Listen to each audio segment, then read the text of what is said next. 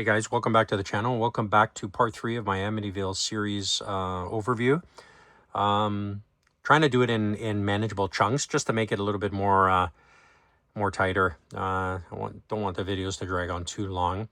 So we stopped at Against the Night, or Amityville Prison, last time. One little thing I wanted to add, I've been sort of giving my ratings as I've been reviewing them online over the years, and I missed the My Amityville Horror, which was the documentary, and I rated it a 7 out of 10, just for completionist sake.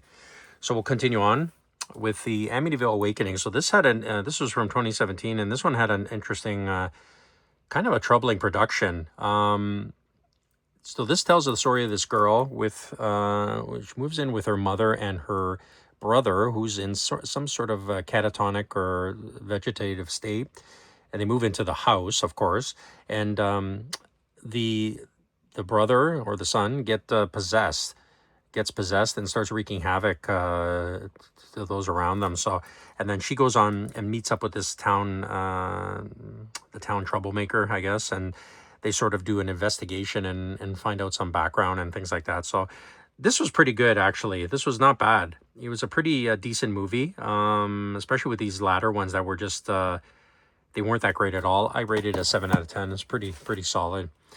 And then we go completely opposite with Amityville Mount Misery Road from 2019. So this tells the story of this couple, Charlie, I think, and Boozy, and they're ghost hunters, and they investigate this road that presumably had the house was on that street or something like that, and all these things start happening. This was an awful movie. This was so annoying. You know, all you hear is her yelling Charlie, Charlie, like forever, and just bad movie and annoying. And it was a 1 out of 10 for me. Just horrible. So the Amityville Murders from 2018. So this is a remake of Amityville 2, The Possession. Different family name. Yeah, and that's another correction too. In the first episode, I said Morelli, but it's Montelli. Was in Amityville 2, The Possession. So anyway, this is a remake of that, and actually features cameos from a couple of characters from the original Amityville 2, The Possession, which is kind of neat that they actually did that. This one was pretty good overall. It wasn't bad at all, actually. 6.5 out of 10 for me. Then we go to 2020 with the Amityville Dawn, and I'm not going in year order. This was just the order when I acquired these. So this is the Amityville Dawn, or The Dawn.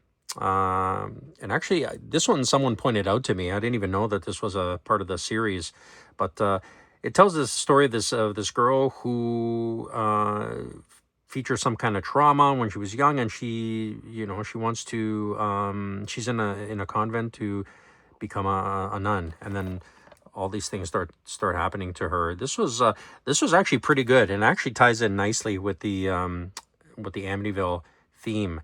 It was surprisingly good, actually. It was, for me, it was a 6.5 out of 10. It was pretty decent. Continuing on, then we get into 2020 and Amityville Island. So this is about these prisoners.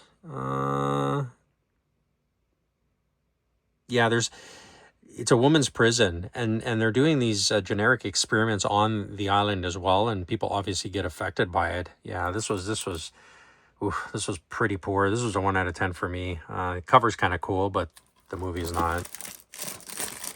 Then we kind of jump to this one.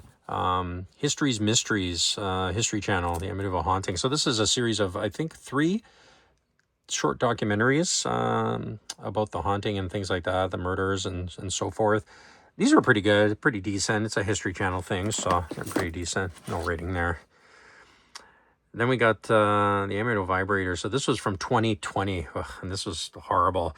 Yeah, and as you can see, it pretty much tells the story. There's not much to say here. Basically, it's a cursed object from the house, and it wreaks havoc here. Yeah, this one was pretty bad. Half out of 10. That's what I 0.5 out of 10. Pretty bad. And we continue with the Witches of Amityville Academy from 2020. So this picked up a little bit better.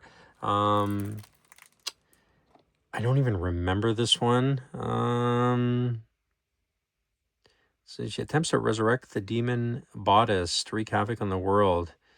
Yeah, so these witches come together. I don't even remember this one exactly, but actually it had a decent rating, 4.5 out of 10. So it was okay. It wasn't absolutely horrible, but it wasn't great either.